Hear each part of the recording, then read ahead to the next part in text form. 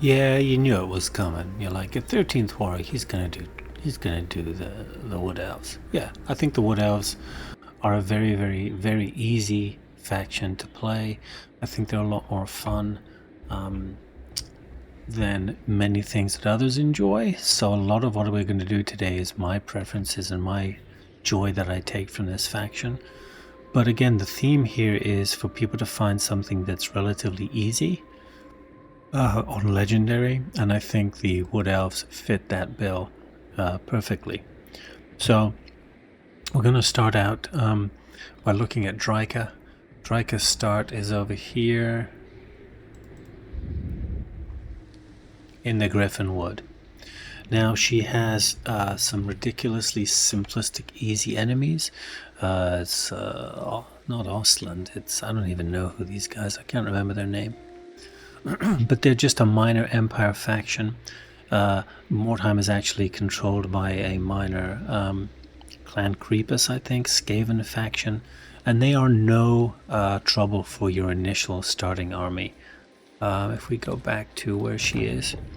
So Drycha starts out with Candle. In addition to Candle, Drycha gets this Tree Man, and she gets 1 unit of Treekin, and she gets a few units of Dryads. And this is more than enough of a match for everything she's going to fight here. When you're playing as the Wood Elves, what you want to do is you want to take these things over that have the little tree symbols, because they are going to feed growth directly into this tree. This is one of the trees with the most. See, you can see 1, 2, 3, 4, 5, 6, 7. There's 8 territories or heathlands surrounding it that will feed it growth. So this one can grow very, very quickly.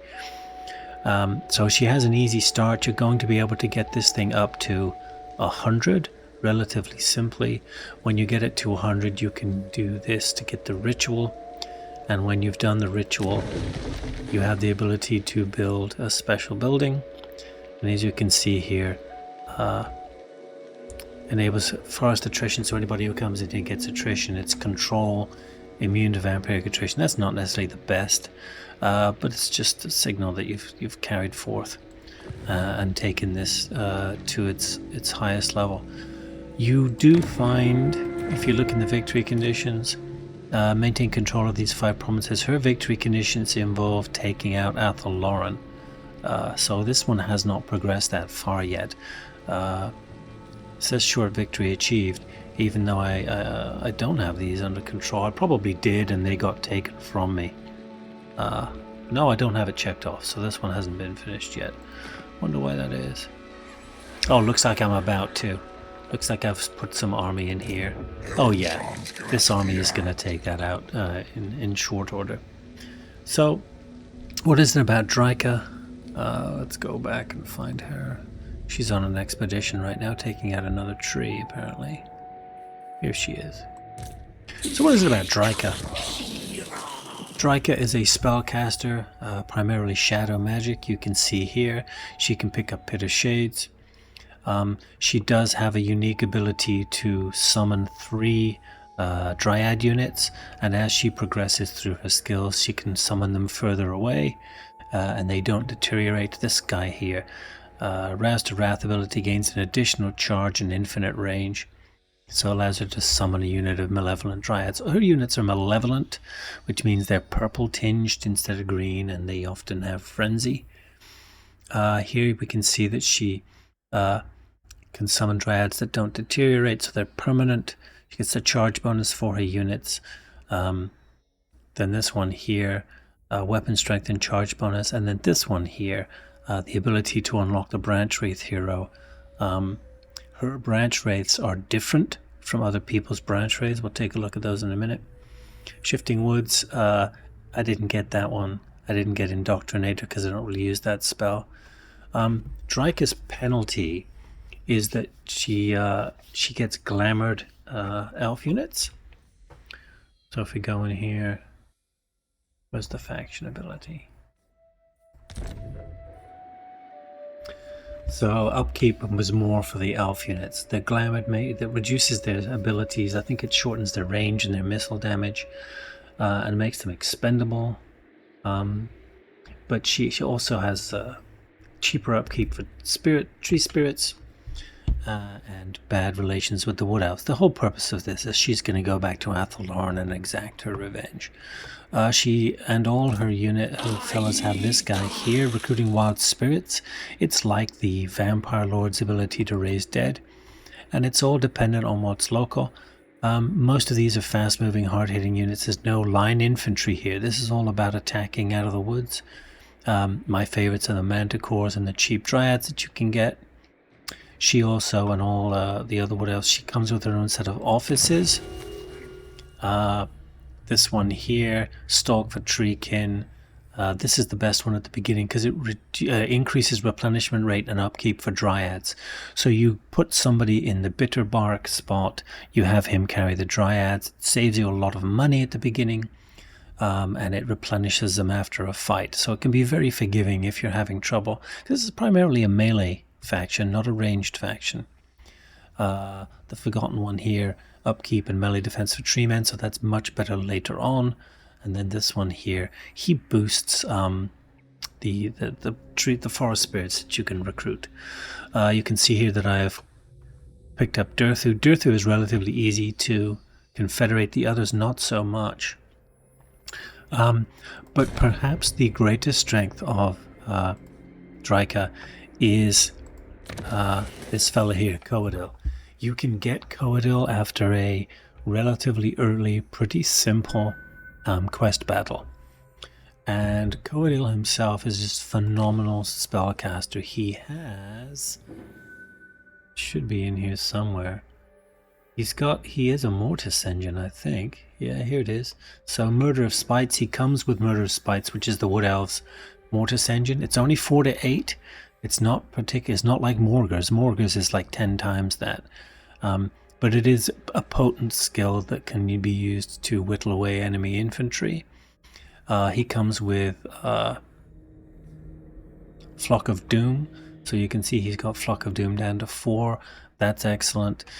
He can get all the usual melee defense abilities here. This one here, Armor for Dryads and Treekins. This one here, Blight of Terrors. This allows him to cast a spell in a short range that reduces leadership by 16.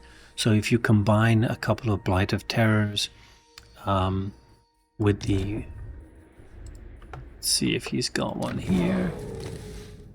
Forest Spirit, this reduces leadership by 5 and it stacks. So if everybody's got one there, she doesn't have one yet. He's got one, he's got one, she's got one. So that's a reduction of 20 enemy leadership. Then you throw another 16 on top of that. That's 36 enemy leadership. You can get massive routs of the enemies. So Drycha herself is a pretty good spellcaster. She's decent in melee combat. She has spell mastery. If you sit her in the woods, she generates energy really quickly. So lots of winds of power. The Wood Elves generate it naturally without needing the stance. So Drycha herself, and particularly Coadil, make her a wonderful legendary lord in that sense. If we'll go and look at her skill tree, we took a look at that. All the Wood Elves are going to have this. This is a little different for her though. She has some different abilities in the center here that she can get with her amber. She gets an amber to start with. And I'll often go with this one here, which is upkeep for Dryads and construction time for buildings. So she is wonderful as a beginning Wood Elf because she allows you to just take a blob of infantry and run around in the woods beating on people. I have done the growth and recruitment time. That allows you to get tree men in one turn, by the way. Okay, so let's go ahead and look at the building, her main building. Okay, so what can you do with her? If you look in here, there's been a slight change here.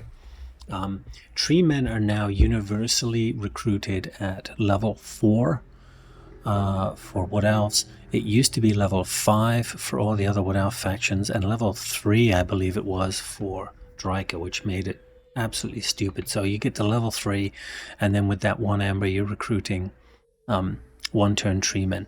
But the tree men, although they are a fantastic unit and they're probably the best single entity in the game that's not a lord, I think the key to winning as Wood Elves is this unit right here, the Treekin. Now take a look at those stats. It's got good melee defense, not particularly good melee attack. They are slow, they're cumbersome, they don't seem to contribute to the striking power of the Wood Elves, but what they do is they are ridiculously fantastic line holders. You can see here they've got physical resistance, you can buff that.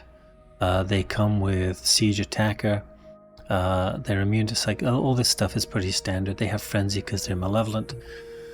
But I think the Treekin is the unit that you can build your army off of. When you get that first settlement up to level 2, you can recruit the Branch Wraiths, which are these are unique. These are malevolent Branch Wraiths, and you can get the malevolent Treekin here.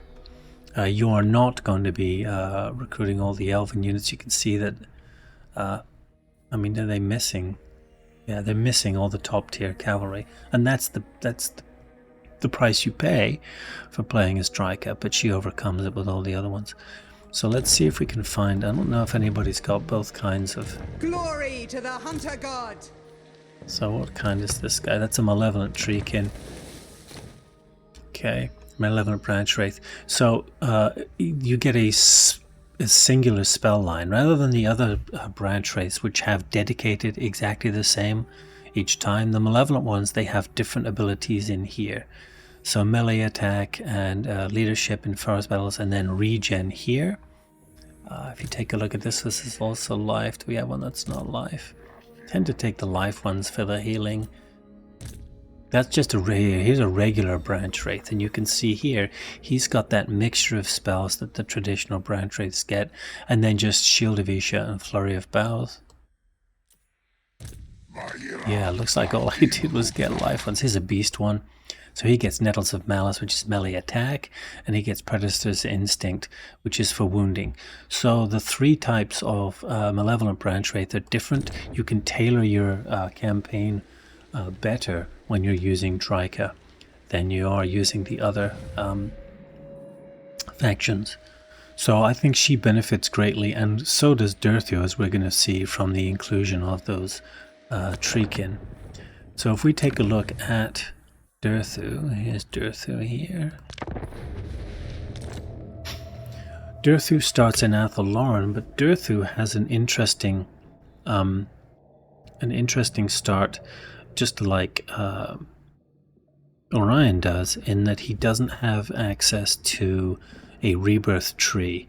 Everybody has access to the Great Oak, except for Drycha, who has to come and conquer it from Orion, I believe. Come on, load. Okay, so, looks like I've confederated the sisters in this one. So where's our boy? Let's go take a look at his start first. So Durthu starts here in Waterfall Palace, and Drycha got knocked out. I went to save and she got knocked out. Yeah, okay. Oh my goodness. So you start here. It's your typical tree. It has its own unique building here. Construction cost and recruitment for Treekin. By the time you get this to 3, you probably don't need that Treekin boon. But you get all the traditional Wood Elf benefits with Durthu, which means as you get the Oak up to level 2 and level 3, armies appear in here that allow you to get a number of fights against them to confederate this guy and this guy here. One of them is Bretonnian, one of them is... I don't remember what the other one is. If you come out here and you fight against Grom 3 times, you can get the Sisters. That's how I got them.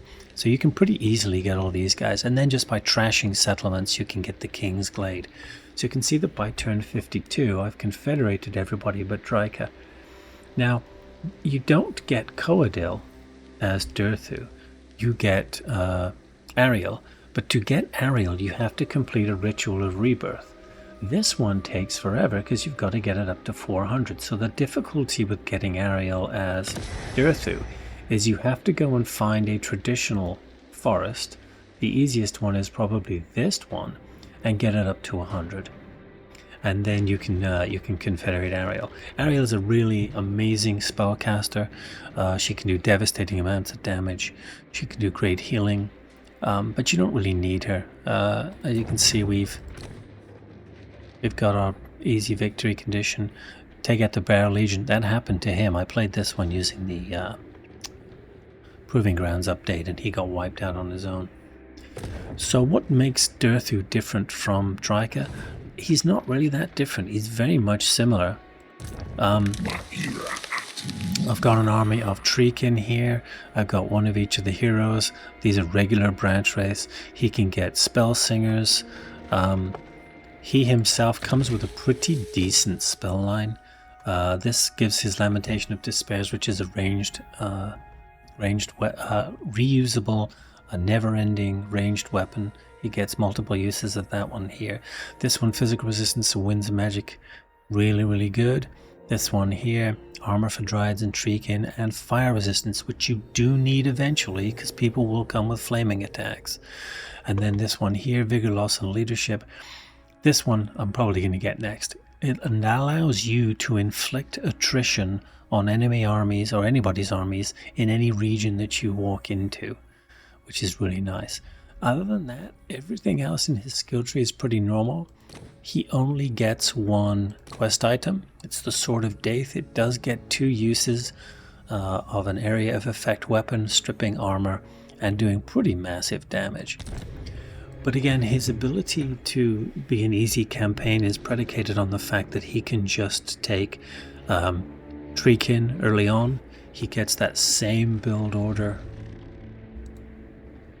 that Drycha does. The same buildings all here. He gets all the extra stuff she doesn't get, right? But he can get Treekin and branch wraiths at level 2. You can get these guys to supplement if you want. I usually don't build any elves.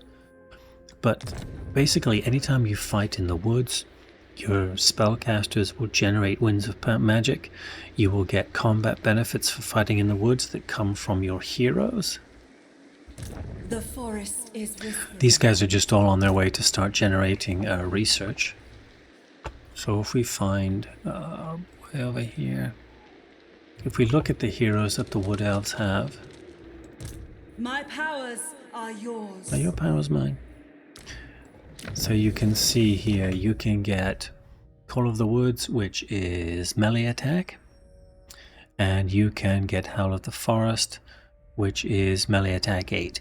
These, you can't stack these, so you want one guy to have Howl of the Forest and one guy to have Call of the Woods. Then if you look at this one, this is melee defense. Okay, right there. And then if you look at the Waystalker, this is ranged attack, although of course I'm not using that. Then each of the traditional, regular, everyday treemen, they can also get Howl of the Forest, Eye of Kurnos, or Dance of Loak, one of the 3. Okay, and then finally these guys here, Howl of the Forest, Call of the Woods. So you can increase everybody's attack and everybody's defense and everybody's ranged through the use of your heroes. If there is a weakness to the Wood Elves that's not much fun, it's the ancillaries. Their ancillaries are pretty awful. The best one is the Forest Spirit that reduces enemy leadership. I'll go games where I get 20 of these, and as you can see, here's a game where I only got 3 of them. This one here, I'm pretty sure this does not work. I do not believe that this works at all, which is a shame. And then nothing else is really any good. Increased weapon strength, and then this one increases control if you're needing control somewhere. But the basis for the Wood Elf power is going to be those Treekin. They are just able to hold the line, standing in the woods, ridiculous amount of time while you use Murder of Spites, or Flock of Doom, or Sword of Death, whatever your Wood Elf damage dealing spell is. And you're going to have good armor, you're going to have good defense, you're going to have lots of healing, because all the regular treemen and the malevolent treemen come with the life healing line. Okay, I hope that has increased your interest in using the Wood Elves. I have not included the sisters In this one, I think the sisters play completely differently. Perhaps I'll do that one separately if there's some interest. But I think that they're not as easy to play. They're probably more fun to play for the traditionalist, but they're not as easy to play, and that's what this is all about making your life easy. So you've got two great spellcasters in Durthu and Drycha. You've got a magnificent second tier 2 unit in the Treekin that can hold the line and help with any combat that you need.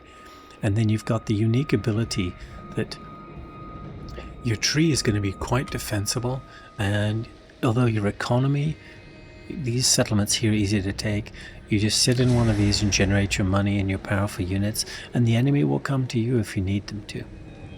Okay, have a good one.